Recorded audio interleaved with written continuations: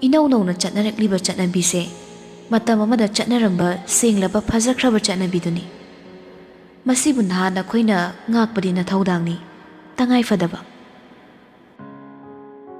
matam nuga hojikadi khenerasidi bo magun igun khangdana luhonglaga nushinaraka nungairakpani dudi film da wari da khaktanida asengbada madugi formula do paluraga divorce lawyer mai amma ina khulisini adu boy khoisu hairibasidi nupiduga toina wari saw pau phauno haiduna nangna yaba kauba leitaba natro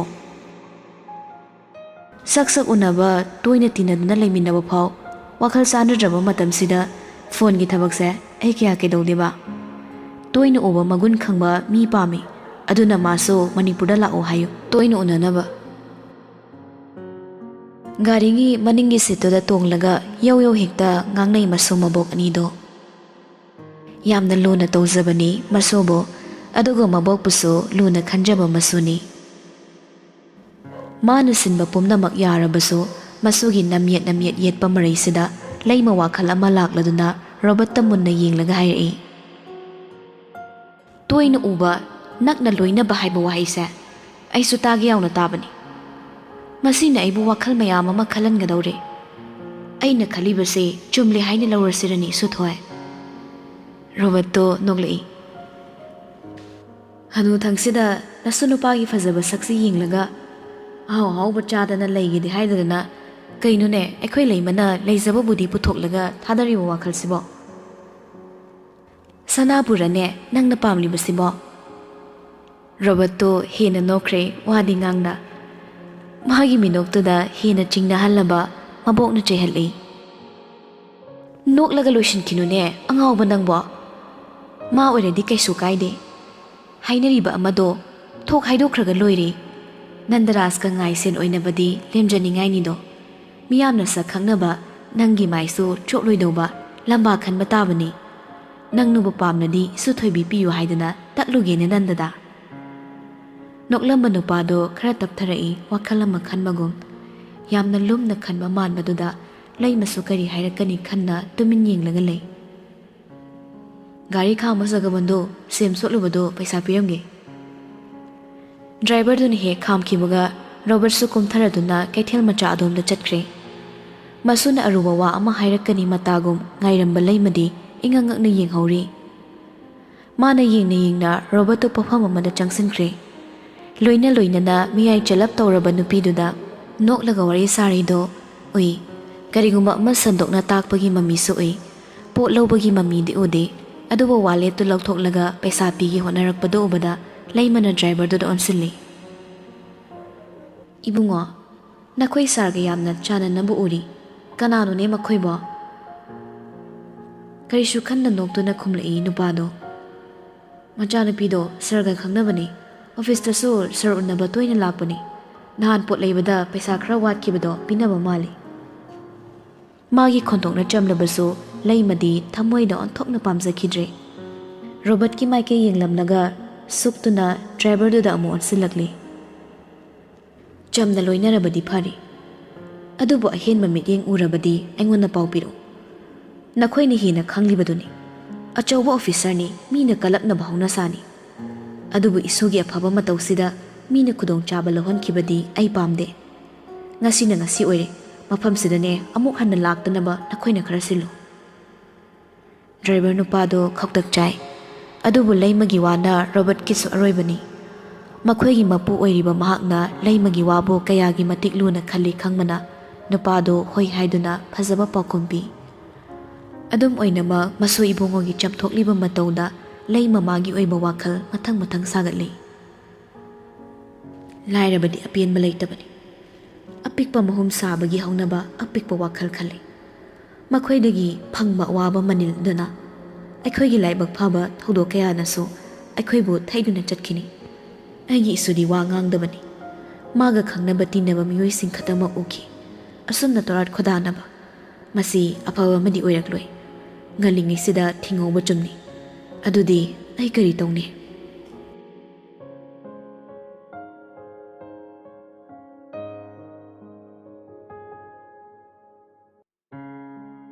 Namitta hairagana nini, pungda hairagana nifuga nipan pharakle haibaduni. Mitmangda irang lang na leplakhidaba, department chattuna yenglui lakpagi mami ude. Masa ngamdaduna laktrabra mali maramdi intern puba hobada ngairi, phana oidunaso asumna thabak lepadi haunade khanduna. Adubu laizani, mana pamdaba thabak oirabadi, maduna mabo khongdagi kok phauba sanani yongani hairabaso hanna yengdaba nupini, masimaso mahakna khangi. Fana kuina onglangalay, laizagi wakhalbo khalibra, natraga atopa henma wakhal amadabu oiribra. Nandaras test tawkhibagi report to pairaga munna yengli. Report to da thoidokpa aruba maram leite, cholesterol khajiktang wangba adu khak natana, madudi makhoinaso hantahanaba kanna hotnaribani. Mana wari ama oina puduna chatpasu yaroidori, phone da hairabaso yariba wari oibana. Huran mamatanabo mathanda pakhanda khanjilaba haiduni. Kana khangda huran lambi da chatlubado, ngasiso hojiksa dumak mara leirabagum khanduna leiri. Fana kuina luplubani manglan amada, thongna noktorokpagi khonjalnuda taibangda mo satlaktuna kanano khana ta yengli. Yengjaningba ujaningba sakta mahak oirambasu kanana khangba, yamna thuna yenglakpani. Adubu Linda nokmi leplamba ubada wakhalgi nungaibi ihuludi ising manungda lupsankre. Adum oinamak chimbaldo khajiktang lenglaga nokmi haugalakle.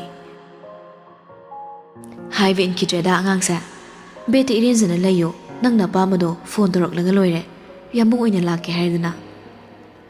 Ngangna changsilaklaga Lindabo haifet sambi, anido pham adomda laklaga faminay, makut namana pairak patifindo table da thamlaga haidei. Mamana sangom sana thongle, yamung na yam pamjabaduda chaminage na puraini. Ngarang night tabanina waramani, patient su yengi aina su inakta pangkogda kobi, nang yang waramani yambo. Masado karahik nungairakpaga mairabagi seba oina tawgi honaragle. Ngangna tifindo makhum tapna hangdoklaga makhada cha hapa amasu yauri. Tifin bowl aduda yauri basangom sana thongbado ningnik hek lauradana othokna taru tanana phajai tasingna mag haugadaba mali. Mairabana munna yengduna leibadu obada Lindana masado tapna nomi. Yambo ikang khangna Lindana mo yenglakle ningsingbagi phutta puthagi toribado makhut pairaga chingkhat pirakle khanna nokmi tawi. Kari laino asuk lamna ai dum lake haidana nangna naraga kanana wai nathanda wari duni. Kautri khai laktaba yamungai bada ai yang wai. Aina toina uninglisega nangni nakta leiningrisega ngasai makeup thorakpadaso yamung leramde. Kuina su laithagani thajade. Inakta ngak leibibasu yabani. Emergency da leibanina aing taibangda phone laadi chen matabanine nangbo. Yamna kui leirambani nang tumthakri khangnaga chatpanida. Se wangang leiranuba chakse charo. Injection dagi guli da olabani ko matam kaidin hidak chase. Si hainaga mana oina cha hapati findu lamlaga chakto mana singge tawi.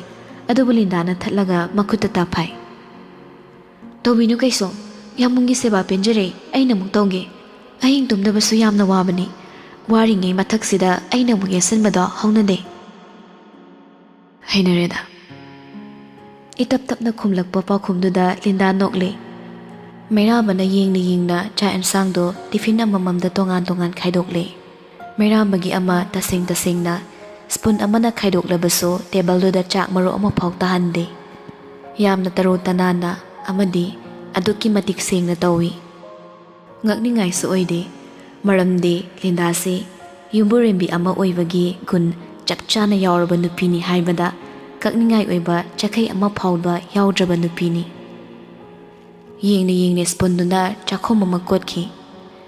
Sana matum ama mathakta tonghalaga mairabagi chimbal maya thangzilakle.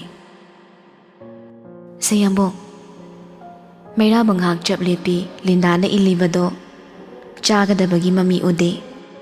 Chimbaldo adumak umsilaga lay. Mabulu na tawrabaso athumba wahi hairabaso ꯊꯃꯣꯏꯒꯤ ꯃꯤꯍꯨꯜ ꯈꯪꯕꯅ ꯂꯤꯟꯗꯥꯅ ꯂꯣꯟꯅ ꯀꯞꯆꯕꯅꯤ ꯀꯅꯥ ꯈꯪꯍꯟꯗ ꯋꯥꯈꯜꯒꯤ ꯃꯆꯤ ꯑꯃꯗ ꯂꯣꯟꯅ ꯉꯥꯏꯍꯥꯛ ꯑꯁꯨꯝ ꯂꯩꯔꯝꯂꯒ ꯃꯩꯔꯥꯕ ꯁ꯭ꯄꯨꯟꯗꯨ ꯃꯥꯅ ꯑꯣꯏꯅ ꯂꯧꯒꯦ ꯇꯧꯏ ꯑꯗꯨꯕꯨ ꯂꯤꯟꯗꯥꯅ ꯃꯉꯛꯇꯨ ꯇꯞꯅ ꯍꯥꯏꯔꯒ ꯅꯥꯁꯣꯟ ꯄꯤꯛꯅ ꯍꯥꯏꯔꯛꯏ ꯑꯩ ꯏꯟꯒꯦ ꯌꯥꯝꯕꯨ ꯆꯥꯛꯈꯨꯝꯁꯤꯃꯇꯪ ꯌꯦꯡꯕꯗ ꯃꯛ ꯌꯦꯡꯂꯛꯏ ꯅꯨꯄꯥꯗꯨꯅ ꯑꯗꯨꯕꯨ ꯃꯤꯠꯃꯥꯡꯗ ꯎꯔꯤꯕ ꯂꯤꯟꯗꯥꯒꯤ ꯁꯛꯇꯝꯗꯨꯗꯤ ꯃꯁꯦꯡ ꯃꯔꯥꯡ ꯇꯧꯔꯛꯇꯨꯅ ꯃꯃꯤ ꯁꯥꯃꯤ ꯑꯣꯏꯔꯛꯂꯤ ꯑꯇꯣꯞꯄ ꯁꯛꯇꯝ ꯑꯃꯗ ꯑꯣꯜꯂꯛꯇꯨꯅ ꯅꯤꯡꯁꯤꯡꯅꯤꯡꯗ꯭ꯔꯕ ꯅꯨꯡꯁꯤꯕꯒꯤ ꯂꯃꯥꯏ ꯑꯃꯃꯨꯛ ꯇꯞꯅ ꯇꯞꯅ ꯃꯌꯦꯛ ꯁꯦꯡꯉꯛꯂꯤ ꯑꯩꯅ ꯏꯟꯒꯦ ꯇꯥꯃꯣ ꯑꯩꯅ ꯏꯟꯒꯦ ꯅꯣꯏ ꯍꯩꯄꯥ ꯁꯥꯒꯅꯨ ꯑꯩꯅ ꯏꯟꯗꯣꯏꯅꯦ ꯍꯩꯄꯥ ꯁꯥꯔꯤꯗꯤ ꯅꯪꯅꯤꯅꯦ ꯅꯊꯟꯅ ꯆꯥꯛ ꯆꯥꯕ ꯍꯩꯇꯕ ꯅꯪꯅ ꯃꯤꯒꯤ ꯏꯟꯒꯦ ꯀꯥꯏꯅ ꯍꯟꯗꯣꯛꯎꯁꯦ ꯑꯩꯅ ꯄꯥꯏꯔꯒ ꯃꯈꯨꯠꯅ ꯄꯤꯖꯒꯦ ꯃꯆꯤꯟ ꯃꯅꯥꯎ ꯑꯅꯤꯗꯣ ꯉꯁꯥꯏꯗꯒꯤ ꯃꯔꯩ ꯌꯦꯠꯅꯔꯤ ꯄꯣꯠꯅꯤ ꯀꯥꯡꯊꯣꯜꯗ ꯉꯥꯊꯔꯒ ꯐꯝꯂꯤꯕ ꯃꯩꯔꯥꯕꯗꯣ ꯂꯥꯏꯖꯒꯤ ꯅꯤꯡꯉꯥꯏ ꯈꯪꯕꯅ ꯇꯞꯂꯤ ꯇꯞꯂꯤ ꯍꯥꯏꯔꯛꯏ ꯀꯥꯟꯅꯔꯣꯏꯗ ꯂꯤꯌꯣ ꯀꯣꯛ ꯆꯤꯛꯏ ꯃꯤ ꯂꯥꯡꯕꯁꯨ ꯇꯥꯅꯤꯡꯗꯦ ꯀꯣꯛ ꯆꯤꯛꯏ ꯍꯥꯏꯈꯤꯕꯗꯨꯗ ꯂꯥꯏꯖ ꯃꯃꯤꯠꯇꯣ ꯂꯩꯖꯕꯤ ꯊꯥꯅ ꯄꯩꯗꯨꯅ ꯃꯕꯨꯡꯗ ꯌꯦꯡꯂꯤ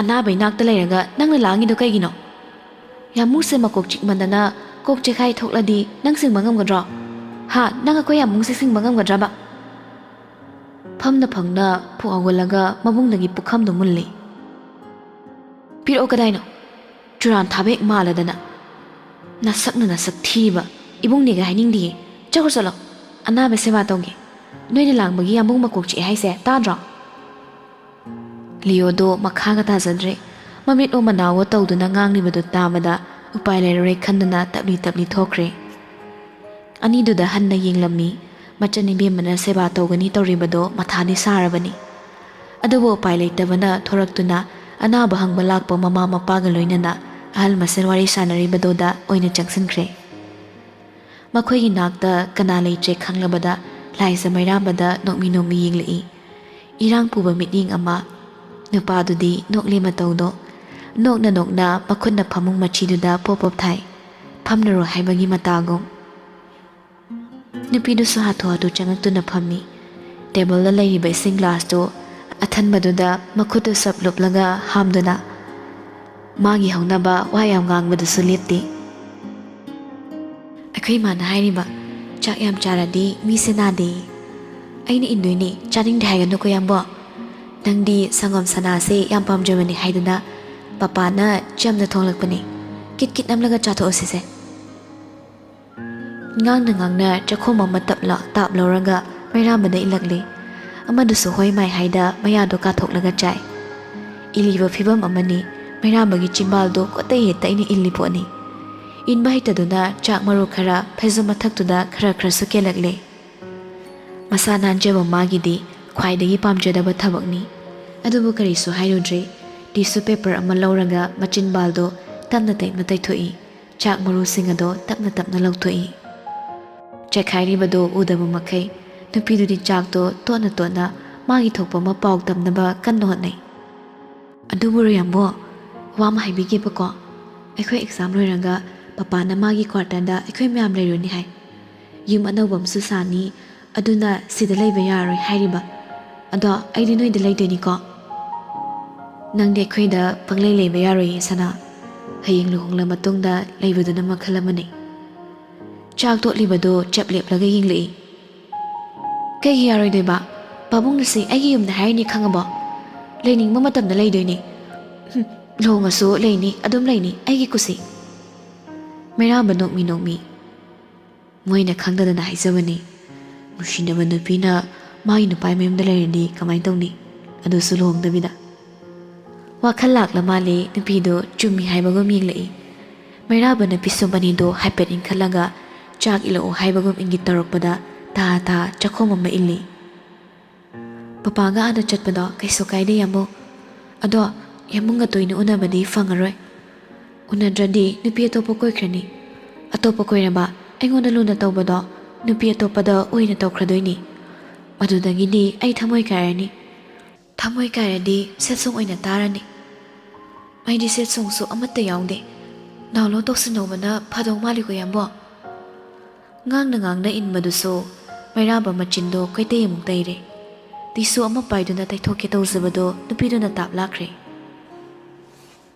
ꯑꯩꯉꯣꯟꯗ ꯇꯩꯊꯣꯛ ꯍꯥꯏꯕ ꯌꯥꯗ꯭ꯔꯣ ꯅꯥꯔꯒ ꯊꯕꯛ ꯌꯥꯝ ꯇꯧꯅꯤꯡꯕ꯭ꯔꯥ ꯅꯪ ꯅꯁꯛꯅꯤꯅ ꯔꯥꯁꯤ ꯍꯦꯛ ꯂꯩꯔꯦꯗꯅ ꯁꯥꯎꯒꯦꯁꯨ ꯉꯝꯗꯦ ꯐꯖꯕ ꯅꯁꯛꯁꯦ ꯎꯕꯗ ꯁꯥꯎꯔꯣꯡ ꯇꯤꯁꯨ ꯄꯦꯄꯔꯗꯨꯅ ꯃꯆꯤꯟꯗꯨ ꯐꯠꯄ ꯇꯩꯊꯣꯛꯂꯦ ꯍꯥꯏꯔꯒ ꯇꯤꯁꯨꯗꯣ ꯂꯩꯃꯥꯏꯗ ꯂꯥꯛꯇꯅ ꯂꯪꯊꯣꯛꯈ꯭ꯔꯦ ꯏꯔꯦꯟꯖꯅ ꯊꯝꯕ ꯌꯥꯗ꯭ꯔꯣ ꯅꯪꯕꯨ ꯂꯝꯌꯥꯏꯁꯤꯗ ꯃꯣꯠꯁꯤꯜꯂꯤꯁꯦ ꯐꯖꯕ꯭ꯔꯥ ꯌꯦꯡꯉꯨ ꯇꯥꯅꯤꯡꯗꯦ ꯑꯝꯇ ꯑꯩꯅ ꯁꯦꯕꯥ ꯇꯧꯔꯒ ꯅꯪꯅ ꯍꯩꯄꯥ ꯁꯥꯔꯤ ꯅꯠꯇ꯭ꯔꯣ ꯑꯩꯅ ꯆꯥꯛ ꯏꯟꯕꯁꯦ ꯆꯥꯅꯤꯡꯗꯕꯗ ꯅꯪꯅ ꯇꯧꯁꯤꯟꯅꯔꯒ ꯃꯈꯥꯗ ꯂꯣꯏꯅ ꯇꯥꯍꯜꯂꯤ ꯅꯠꯇ꯭ꯔꯣ ꯑꯗꯨꯅ ꯇꯥꯛꯄꯗꯤ ꯑꯩ ꯄꯥꯝꯗꯦ ꯍꯥꯏꯔꯤ ꯅꯠꯇ꯭ꯔꯣ ꯌꯥꯝꯕꯨꯡꯒꯤꯁꯦ ꯉꯥꯏꯍꯥꯛꯇ ꯂꯦꯞꯇꯕ ꯃꯆꯤꯟꯗꯨꯗ ꯉꯥꯏꯍꯥꯛ ꯇꯨꯃꯤꯟꯅ ꯌꯦꯡꯂꯝꯂꯒ ꯅꯣꯛꯃꯤ ꯈꯨꯝꯃꯤ ꯅꯨꯡꯁꯤꯅ ꯑꯄꯥꯝꯕ ꯍꯥꯏꯕꯗꯣ ꯀꯔꯤꯅꯣꯅ ꯍꯪꯕꯗ ꯅꯪꯒꯤ ꯅꯃꯤꯡ ꯍꯥꯟꯅ ꯆꯣꯡꯊꯣꯔꯛꯂꯕ ꯅꯨꯡꯁꯤꯕ ꯀꯔꯤꯅꯣ ꯍꯪꯕꯗ ꯅꯪꯒꯤ ꯁꯛꯇꯝ ꯍꯥꯟꯅ ꯃꯤꯠꯃꯥꯡꯗ ꯎꯔꯕ ꯃꯇꯝꯁꯤꯗ ꯅꯪꯅ ꯏꯟꯕ ꯆꯥꯛ ꯃꯔꯨ ꯈꯔ ꯆꯤꯃꯥꯜ ꯃꯌꯥꯗ ꯂꯩꯍꯧꯕꯒꯤ ꯅꯪꯕꯨ ꯄꯥꯝꯗꯦ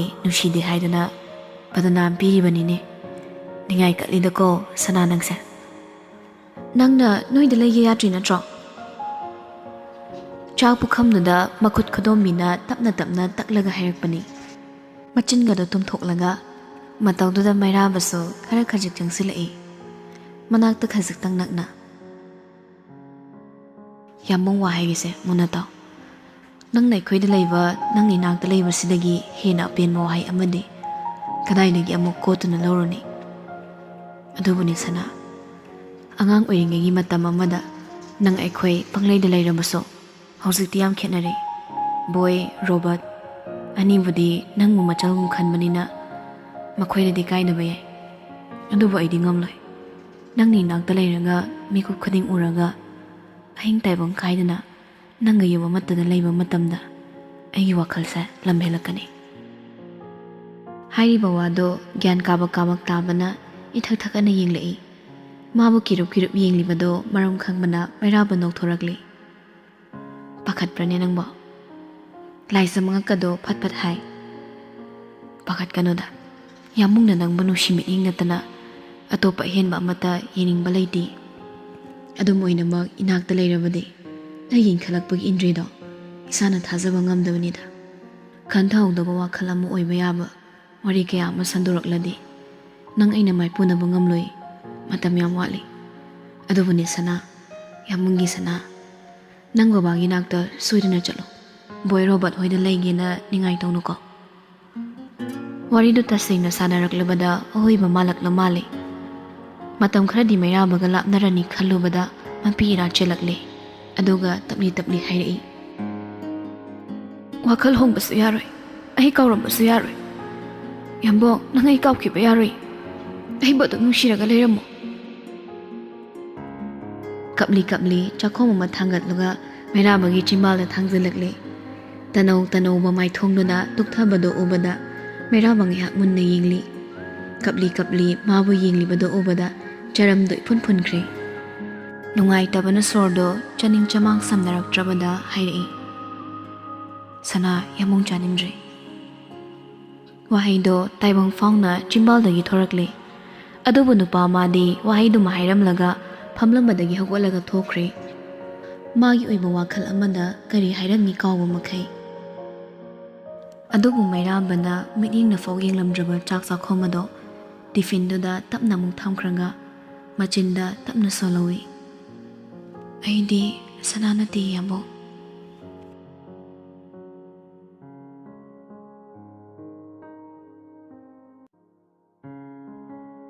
ꯅꯣꯡꯃ ꯅꯤꯅꯤꯁꯤꯗ ꯃꯆꯥꯅ ꯊꯕꯛ ꯐꯥꯎꯕ ꯇꯣꯛꯂꯒ ꯀꯥꯗꯒꯤ ꯍꯦꯟꯈꯤꯗꯕꯗꯨꯗ ꯊꯕꯥꯗꯣ ꯃꯆꯥꯕꯨ ꯇꯣꯏꯅ ꯌꯦꯡꯉꯤ ꯅꯨꯃꯤꯗꯥꯡ ꯋꯥꯏꯔꯝ ꯖꯒꯣꯏ ꯇꯝꯕꯒꯤ ꯃꯤ ꯇꯤꯟꯕ ꯍꯧꯔꯛꯂꯦ ꯑꯗꯨꯕꯨ ꯂꯥꯏꯖꯅ ꯃꯈꯥꯗ ꯁꯨꯛꯀꯨꯝ ꯀꯨꯝꯃꯛꯇ꯭ꯔꯕꯗ ꯊꯕꯥꯗꯣ ꯃꯆꯥꯒꯤ ꯀꯥ ꯇꯝꯅ ꯀꯥꯈꯠꯂꯛꯂꯦ ꯃꯣꯅꯥ ꯍꯣꯏꯁꯨ ꯃꯈꯥꯗ ꯂꯩꯔꯤ ꯅꯃꯥꯟꯅꯕꯤꯁꯤꯡꯁꯦ ꯅꯨꯡꯉꯥꯏꯔꯝꯂꯔꯣꯏ ꯅꯪꯕꯨ ꯉꯥꯏꯍꯥꯛꯁꯨ ꯀꯨꯝꯂꯒ ꯍꯔꯥꯎ ꯂꯩꯃꯤꯟꯅꯧꯗꯅ ꯅꯁꯥ ꯌꯥꯝ ꯉꯝꯗ꯭ꯔꯕꯅꯤ ꯏꯆꯥꯕꯣ ꯍꯤꯞꯇꯨꯅ ꯂꯩꯔꯝꯕꯅꯤ ꯃꯥꯁꯨ ꯃꯃꯥ ꯆꯪꯂꯛꯄꯗ ꯇꯞꯅ ꯍꯧꯒꯠꯂꯛꯂꯒ ꯑꯇꯩꯗꯤ ꯀꯅꯥꯝꯇ ꯂꯥꯛꯇ꯭ꯔꯣ ꯀꯅꯥꯅꯣꯅꯦ ꯑꯇꯩ ꯍꯥꯏꯕꯣ ꯀꯅꯥ ꯂꯥꯛꯀꯅꯤ ꯍꯥꯏꯒꯦ ꯃꯃꯥꯒꯤ ꯄꯥꯎꯈꯨꯝꯗꯨꯗ ꯈꯪꯂꯦ ꯃꯥꯅ ꯂꯥꯛꯍꯟꯅꯤꯡꯂꯤꯕ ꯃꯍꯥꯛꯇꯣ ꯂꯥꯛꯇ꯭ꯔꯦ ꯃꯥꯕꯨ ꯊꯦꯝꯕꯤꯔꯒꯗ꯭ꯔꯥ ꯈꯟꯅ ꯉꯥꯏꯔꯤꯕꯗꯣ ꯑꯔꯦꯝꯕ ꯇꯥꯔꯦ ꯈꯜꯂꯨꯕꯗ ꯇꯠꯇꯨ ꯍꯥꯏꯔꯛꯏ ꯋꯥꯗꯣ ꯑꯣꯟꯊꯣꯛꯂꯒ ꯃꯣꯅꯥꯗꯣ ꯀꯨꯏꯅ ꯂꯩꯅꯨ ꯍꯥꯏꯌꯨꯀꯣ ꯏꯄꯥ ꯂꯥꯛꯂꯗꯤ ꯁꯥ ꯂꯥꯟꯁꯥꯅꯤ ꯃꯥ ꯇꯧꯔꯤꯗꯣ ꯏꯄꯥꯁꯤꯁꯨꯕ ꯀꯩꯅꯣ ꯈꯪꯗꯦ ꯙꯔꯃꯅ ꯇꯧ ꯂꯩ ꯃꯕꯨꯛ ꯌꯥꯝ ꯐꯠꯇꯕꯅꯤ ꯃꯆꯥꯒꯤ ꯋꯥꯍꯩꯗ ꯊꯕꯥꯅ ꯇꯞꯅ ꯆꯩꯔꯛꯏ ꯍꯩ ꯑꯗꯨꯝꯅ ꯍꯥꯏꯕ ꯍꯧꯅꯗꯦꯅꯦ ꯅꯪꯕꯣ ꯃꯤ ꯈꯨꯗꯤꯡꯃꯛ ꯃꯥꯒꯤ ꯙꯔꯃꯗꯨꯅ ꯍꯦꯜꯂꯤꯕ ꯉꯥꯛꯇꯅꯤ ꯄꯥꯝꯖꯗꯕꯗꯨꯅ ꯇꯧꯔꯤꯕꯅꯤ ꯃꯤꯇꯩꯒꯤ ꯂꯥꯏꯅꯤꯡꯁꯨ ꯂꯝꯕꯥ ꯂꯩꯇꯅ ꯐꯖꯔꯤꯕꯅꯤ ꯊꯋꯥꯏꯒꯨꯝꯅ ꯀꯣꯟꯖꯔꯤꯕꯅꯤ ꯃꯁꯤꯗꯤꯅꯦ ꯃꯥꯒꯤ ꯑꯅꯤꯡꯕ ꯍꯥꯏꯕꯗꯨꯅꯤ ꯃꯥꯅ ꯄꯥꯝꯃꯤ ꯄꯥꯝꯗꯦ ꯍꯥꯏꯔꯒ ꯁꯥꯎꯕ ꯍꯧꯅꯗꯦꯅꯦ ꯂꯥꯏꯅꯤꯡ ꯂꯥꯏꯁꯣꯟꯒꯤ ꯃꯔꯝꯁꯤ ꯌꯥꯝꯅ ꯍꯩꯅꯗꯕ ꯋꯥꯐꯝ ꯑꯃꯅꯤ ꯉꯥꯏꯍꯥꯛꯀꯤ ꯋꯥ ꯊꯩꯗꯣꯛꯄ ꯌꯥꯅꯕ ꯍꯥꯏꯔꯨꯕ ꯈꯛꯇꯅꯤ ꯑꯗꯨꯕꯨ ꯃꯃꯥꯗꯗꯤ ꯑꯗꯨꯝ ꯃꯈꯥ ꯇꯥꯔꯒ ꯂꯩꯈ꯭ꯔꯦ ꯑꯋꯥꯡ ꯀꯧꯕ꯭ꯔꯨ ꯑꯁꯨꯛꯄ ꯈꯥꯅ ꯆꯥꯎꯕ ꯋꯥꯡꯕ꯭ꯔꯦꯟ ꯃꯨꯔꯩꯅꯕ ꯃꯥꯂꯦꯝ ꯂꯩꯁꯥ ꯉꯥꯡꯂꯩꯅꯕ ꯃꯥꯂꯦꯝ ꯂꯩꯁꯥ ꯐꯖꯕꯒꯤ ꯃꯄꯥꯜ ꯅꯥꯏꯗꯕꯅꯤ ꯁꯩꯊꯥꯅꯤꯡꯕ ꯂꯥꯏꯐꯝ ꯃꯐꯝ ꯃꯑꯣꯡ ꯀꯌꯥ ꯍꯥꯏꯌꯨ ꯍꯥꯏꯔꯕ ꯑꯍꯤꯡ ꯑꯃ ꯆꯨꯞꯅ ꯂꯤꯗꯨꯅꯁꯨ ꯂꯣꯏꯕ ꯉꯝꯅꯔꯣꯏꯗꯕ ꯋꯥꯔꯤ ꯀꯌꯥ ꯂꯩꯔꯤ ꯉꯁꯤꯅ ꯉꯁꯤ ꯑꯣꯏꯔꯦꯀꯣ ꯃꯇꯨꯡꯗ ꯑꯃꯨꯛ ꯍꯟꯅ ꯑꯍꯜ ꯑꯗꯨꯃ ꯉꯥꯡꯒꯅꯨ ꯁꯅꯥ ꯏꯆꯥꯗꯤ ꯃꯔꯝ ꯌꯥꯝ ꯃꯣꯛꯏꯗ ꯑꯁ ꯅꯣꯏꯒꯤ ꯂꯥꯏꯒꯤ ꯊꯕꯛꯇꯣ ꯑꯩ ꯀꯩꯁꯨ ꯈꯟꯗꯦꯕ ꯏꯃꯥ ꯒ꯭ꯌꯥꯟ ꯃꯦꯟ ꯑꯝꯇ ꯇꯥꯖꯗꯦ ꯆꯠꯂꯣ ꯊꯣꯛꯈ꯭ꯔꯣ ꯑꯩ ꯋꯥꯈꯜ ꯌꯥꯝ ꯈꯜꯂꯤꯖꯥꯠꯅꯤꯀꯣ ꯍꯧꯖꯤꯛ ꯀꯥꯗ ꯆꯪꯀꯅꯨ ꯍꯧꯖꯤꯛ ꯋꯥꯈꯜ ꯈꯟꯕꯒꯤ ꯃꯇꯝ ꯅꯠꯇꯦꯀꯣ ꯀꯔꯤꯅꯣ ꯆꯥ ꯊꯛꯇꯅ ꯃꯌꯥꯝ ꯂꯥꯡꯅꯔꯤꯁꯦ ꯌꯥꯎꯅꯕ ꯇꯧ ꯀꯥꯕꯗ ꯉꯥꯏꯔꯤꯕ ꯊꯕꯛꯇꯣ ꯅꯝꯗꯅ ꯂꯦꯞꯅꯕ ꯍꯣꯠꯅꯒꯅꯨ ꯉꯥꯡꯅ ꯊꯣꯛꯈ꯭ꯔꯤ ꯃꯃꯥ ꯏꯕꯦꯝꯃꯗꯣ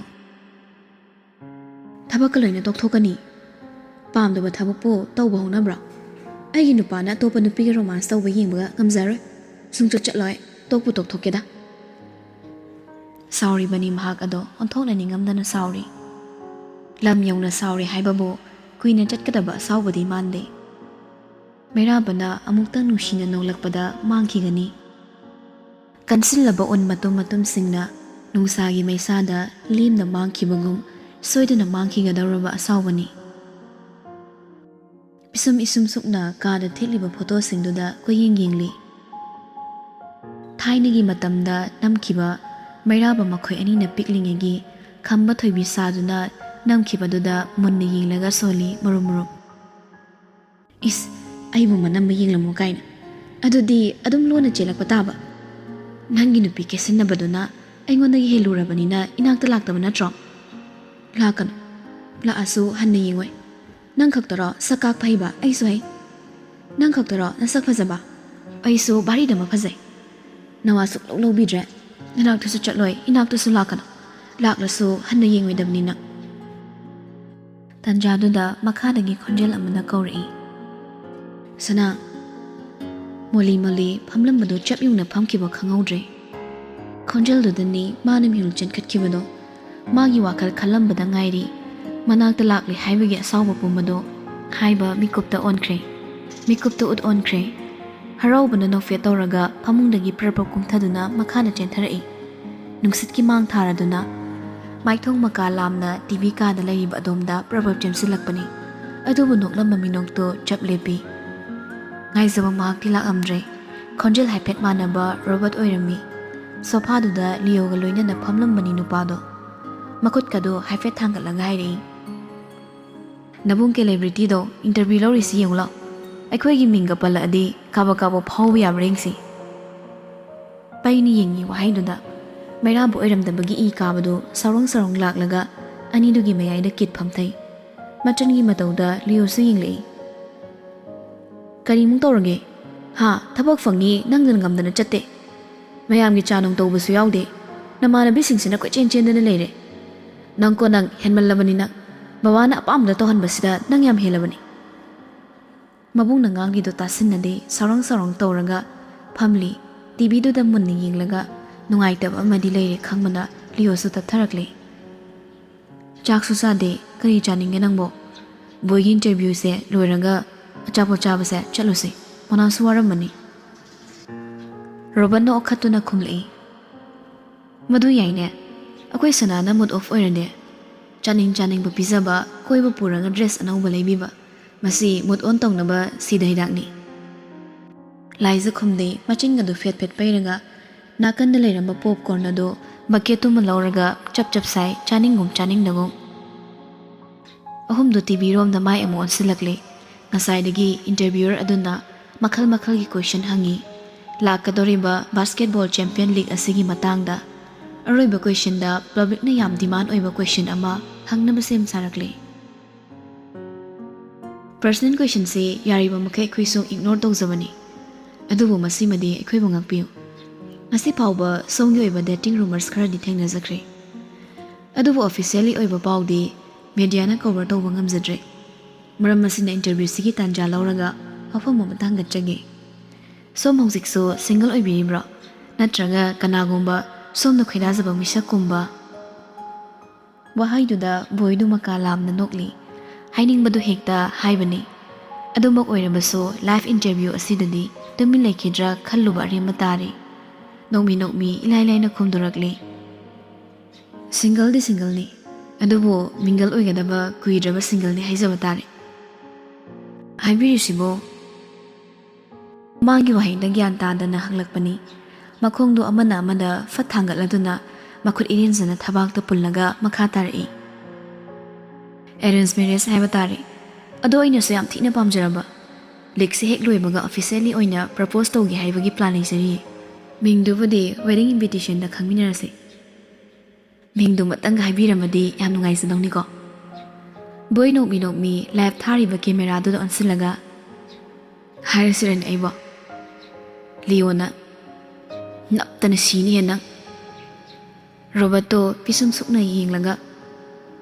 Netlon hawri ni maise. Boy sordo pat hondoklaga. Mingsi sumdawbani. Wahidugi makha tarakpo aina boy na chimbaldo he kanglakpa tanjadoda iranglang namba TV do khangawdana mutkre.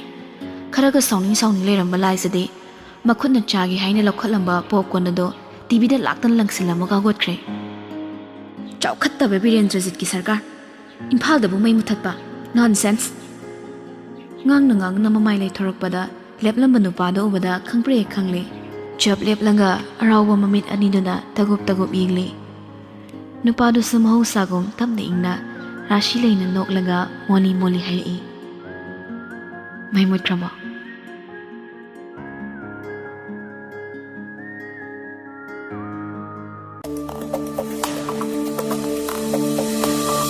Thank you.